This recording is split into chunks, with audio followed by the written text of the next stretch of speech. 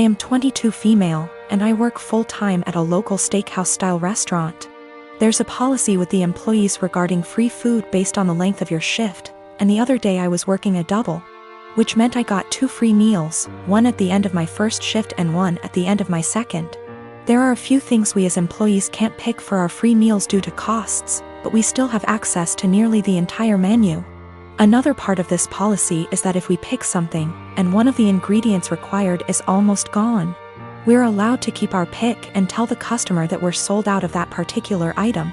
This applies to all sides, salads, soups, etc.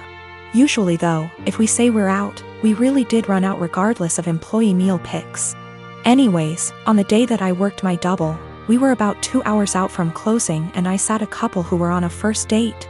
Just assuming by some things they said, plus he name-dropped a popular dating app.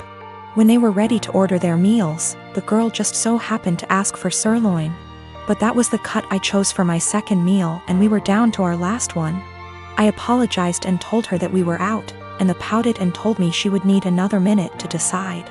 Her date shot me a dirty look and told me he needed more time now, too, so I went to check on my other tables. They seemed to be having a good date, laughing a lot and smiling. But they were immediately quiet and standoffish every time I checked on them, and interrupted me with, "Just the check, please," while I was asking if they'd like any dessert. I brushed it off, as it's not the first time I've had a rude customer, and brought them their bill. He wrote a big 0 on the tip line and a little note that read, "Thanks for ruining my date. Hope your night sucks too." I told my coworkers during closing, who all agreed the guy was being an ass. But when I called up my dad the next day and the topic of work and those particular customers came up, he told me I should have been less selfish and just let the woman have the sirloin and that I should have picked something else. He told me they didn't handle it very well, but that young lady had probably been looking forward to that steak. You knew you could have given it to her and you didn't. I'm honestly a little disappointed in you. That really hurt my feelings and I've been wondering if I was actually in the wrong. I don't believe it was a money thing. The guy ordered a pretty expensive seafood dish and the girl had one of our pricier cocktails. The sirloin is not our cheapest steak option. Yes, I'm aware that it's a weird policy. But it's our policy and my bosses encourage employee satisfaction so that we can ensure customer satisfaction. I do not eat steak for free every day I work there. I have it once every 1 to 2 weeks. I got pregnant with my daughter Emma at 18. I lived at home and was going to college and working. When I got pregnant, my parents kicked me out and I had to move in with my ex. I dropped out of school and quit my job to take care of Emma because my ex told me he would support me. When I was 22, he was 24, he graduated law school. He told me I had to move out because he wanted to find a wife. My parents had forgiven me, so I moved in with them. We didn't have a court order, but we split custody pretty much 25/75 with me having more time. When Emma was 6, he married his now wife. She couldn't have any more kids and wanted Emma and her daughter to be sisters. Over the next 3 years, Emma spent less and less time with me. She'd throw a fit if I tried to pick her up. They gave her things I couldn't. When she was 8, she told me she hated me. I never blamed her for the lies her father put in her head, because even though I lived at home, I was in college and working and did my best to provide her for her, but obviously they could do more. They took me to court when she was 10 and surprise, the lawyer and his doctor wife with their $1 million home beat me in court. They painted me out to be this horrible parent and Emma backed them up. They got primary custody and I got visitation. But Emma refused to see me. I gave her money and gifts. But she didn't want me in her life. When I was 30, I met my husband. He is the most amazing man I have ever met. He's seen me struggle with this and been very supportive. He has a daughter Emma's age and a son who is 5 years younger.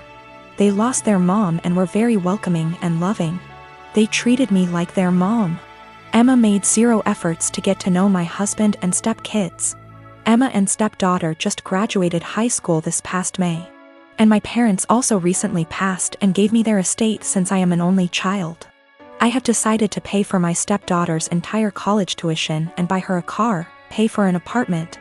Emma contacted me a week ago and told me she missed me and wanted to see me. This shocked me seeing as we haven't talked in a year. We met up and she told me she heard my parents died and asked if she could have some money to pay for college. I was shocked and said, "Well, what about your dad and his wife?" She said, "My mom and dad want me to pay for this on my own to teach me responsibility, and I believe I am entitled to money. Seeing as you ruined my life," I was very hurt and told her, after years of ignoring me and telling me, "I am not your mother, you demand money from me. I am not your wallet. My husband is telling me what I did was right, but my ex is telling me I'm a piece of shit and I owe this to her. My stepdaughter feels bad and offered her college money because my daughter and her friends have been harassing her." I said, "Absolutely not, that is your money." My best friend and I are quarantining at our apartment together. She's trans and has had trouble growing her hair out, so she wears wigs. She has some really cute ones in other colors that she wears for fun and stuff. But she has a standard everyday wig she wears most of the time. Lola never got the traditional girly childhood, so we've been making one for her in quarantine. We built a fort in the living room, have been making friendship bracelets, playing summer camp-style games. It's a lot of fun. Last week, Lola mentioned to me that she wanted to start a quarantine diary so that she could document her experiences for future generations. I actually thought it was really cool, and then we got on the topic of journaling and I told her about my first diary. One of those flismy lock diaries that every girl had as a kid.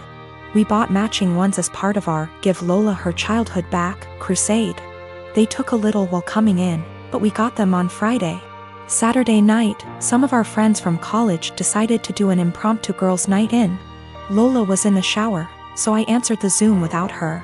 Lola is not out to anybody at our college and I respect that. This is her fresh start and she has a right to decide when she wants to come out to these people, if at all. I know I wouldn't 100% trust some of the people at our school with something as personal as this. We were talking about what we've been doing in quarantine and I mentioned that we had gotten the diaries.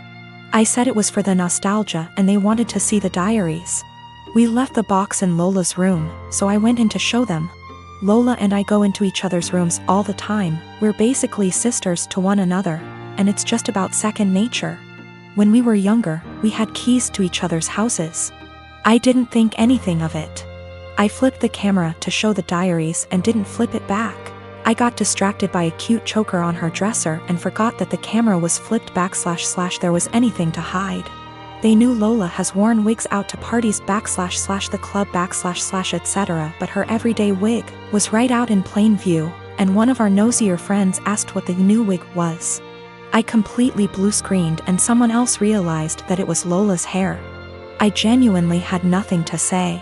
They were asking why Lola wore a wig and I had no explanation. I didn't want to out her. Someone else came to the conclusion that Lola must have cancer or alopecia or some other horrible thing that causes hair loss. They've decided that she was just too embarrassed to say, and they all started going on about poor Lola, etc. I just didn't know what to say and I said it wasn't my place to confirm / deny. I hung up and immediately told Lola. I apologized profusely, and I know how badly I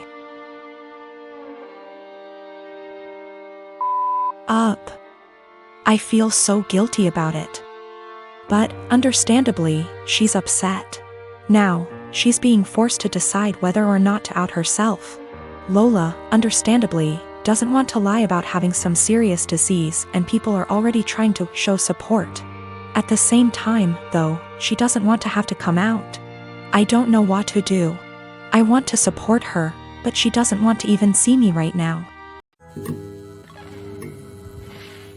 I am a 28-year-old woman and have been married to my husband, a 32-year-old man, since 2018. My husband is ethnically Japanese and a second-generation American. His parents are from Osaka. He kind of sort of half speaks Japanese, mostly sentences he has memorized / greetings. And his parents speak great English. On the other hand, I lived in Japan for 3 years, so I am conversationally pretty good. I have studied hard to get to the level I'm at, and I have passed level 2 of the Japanese language proficiency test. Not great, but not bad. Lately, my husband is super into me calling him Goshijin-sama, which can be translated to my honored husband. It's extremely unusual to call your own husband this, as it is usually reserved for other people's husbands as a respectful term. but it's kind of an anime/Japanese geek culture thing. I was okay with it in private because it makes him happy.